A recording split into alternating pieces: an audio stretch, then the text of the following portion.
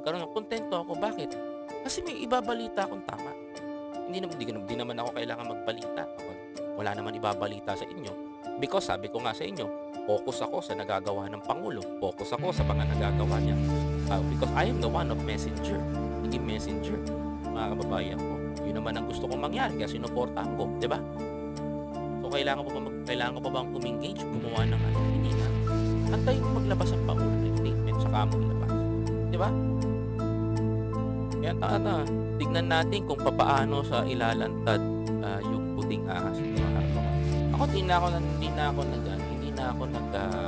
hindi na ako umaasa doon sa puting ahas, ilalabas, yung ganito, ilalabas. Ako kung tatanungin niyo ako, based on my own opinion, based on my own, mga kababayan ko, kahit ngayon taga-Malacan na kilala ko, mga kapatid, sabi niya may ahas talaga na tumitira sa mga